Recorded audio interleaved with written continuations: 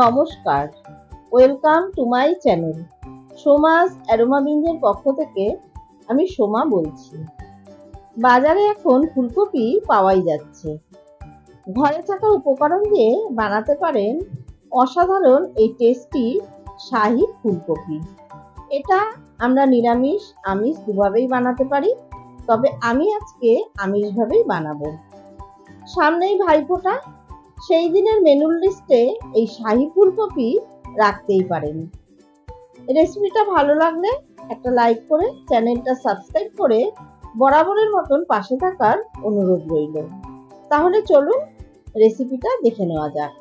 রেসিপিটা বানানোর জন্য আমি এখানে একটা মাঝারি সাইজের ফুলকপি বড় বড় টুকরো করে কেটে জল দিয়ে ভালো করে ধুয়ে নিয়েছি। তারপর একটা বোলের মধ্যে ফুলকপির টুকরোগুলো ঢেলে নিলাম। এবারে এর মধ্যে ফুটিয়ে রাখা গরম জল ঢেলে দিলাম আর দিলাম হাফ চা চামচ লবণ। একটা চামচ দিয়ে ভালো মতো নেড়ে চেড়ে ঢাকা দিয়ে 10 থেকে 15 মিনিট এটাকে রেখে দেব। এখন একটা মশলার পেস্ট তৈরি করে নেব। তার জন্য একটা বাটিতে নিয়ে নিচ্ছি হাফ টিস্পুন লাল লঙ্কার গুঁড়ো, 1 টিস্পুন জিরের গুঁড়ো, হাফ টিস্পুন কাশ্মীরি লঙ্কার গুঁড়ো, স্বাদ মতো লবণ, 1 টিস্পুন চিনি আর 2 টিস্পুন জল ঝরানো টক দই। আর নিচ্ছি 1/4 টিস্পুন গরম মশলার গুঁড়ো। এবারে অল্প জল দিয়ে সমস্ত মশলাগুলো ভালো মতো মিশিয়ে নেব। সমস্ত মশলা ভালো মতো মেশানো হয়ে গেছে। এবারে এটাকে এক সাইডে রেখে দেব। এবারে গ্যাসে একটা কড়াই বসিয়ে তাতে দিয়ে দিচ্ছি 3 টেবিল চামচ পরিমাণে সাদা তেল। চাইলে আপনারা এই রেসিপিটা সর্ষের তেল দিয়েও বানাতে পারেন।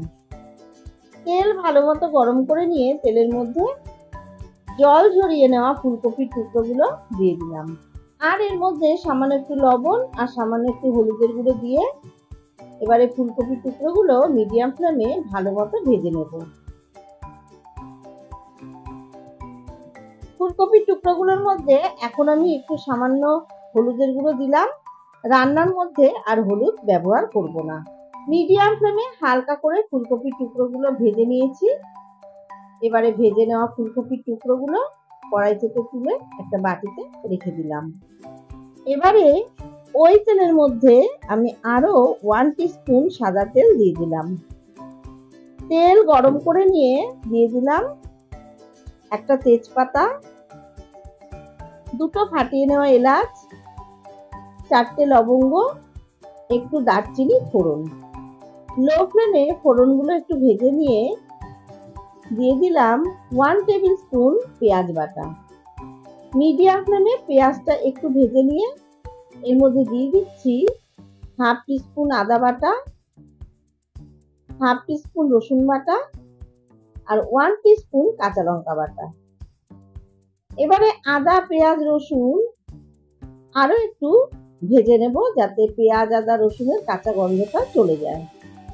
আমি একটা মাঝারি সাইজের ফুলকপি আন্দাজে সমস্ত মশলাগুলো দিলাম। আপনারা যদি আরো বেশি পরিমাণে ফুলকপির এই রেসিপিটা বানান সেক্ষেত্রে মশলার পরিমাণটা কিন্তু আর একটু বাড়িয়ে দিতে হবে। মিডিয়াম ফ্লেমে পেঁয়াজ আদা রসুন কাঁচা লঙ্কা মিনিট 3-4 সময় ধরে ভেজে নিয়ে দিয়ে দিচ্ছি মশলার পেস্টটা। এই সময় গ্যাসের ফ্লেমটা কিন্তু একদম লোতেই রাখতে হবে। আর দিচ্ছি মশলার বাটি ধোয়া সামান্য একটু জল। এবারে সমস্ত মশলা ভালো মতো কষিয়ে নেব। মিডিয়াম ফ্লেমে মিনিট 5 সময় ধরে মশলা ভালো মতো কষিয়ে নিয়েছি। মশলা থেকে তেল সেপারেট হয়ে গেছে। এবারে ভেজে রাখা ফুলকপির টুকরোগুলো দিয়ে মশলার সাথে ভালো মতো কষিয়ে নিচ্ছি।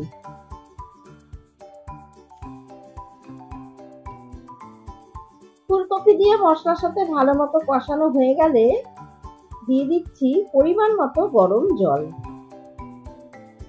জল দিয়ে ভালো মতো মিশিয়ে নিয়ে ঢাকা দিয়ে মিডিয়াম ফ্লেমে 5 থেকে 6 মিনিট রান্নাটা হতে দেব। মিনিট 5-6 পর ঢাকা ওপেন করে একটু চেক করে নিলাম, একদম ঠিকঠাক তৈরি হয়ে গেছে। এবারে দিয়ে দিচ্ছি 2 table spoon fresh cream. Fresh cream যদি আপনাদের ঘরে না থাকে সেক্ষেত্রে 10 টাকা দামের 1 প্যাকেট গুঁড়ো দুধ সামান্য গরম জলের মধ্যে গুলে এর মধ্যে দিয়ে দিতে পারেন। আর দিলাম 1 চা চামচ ঘি।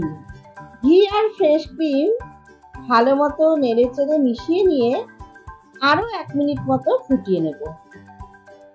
গ্রেভিটা এখন একটু পাতলা মনে হচ্ছে, তবে ঠান্ডা হয়ে গেলে কিন্তু অনেকটাই ঘন হয়ে যাবে। এবারে গ্যাসের ফ্লেম অফ করে ঢাকা দিয়ে 5 মিনিট স্ট্যান্ডিং টাইমে রেখে দেব।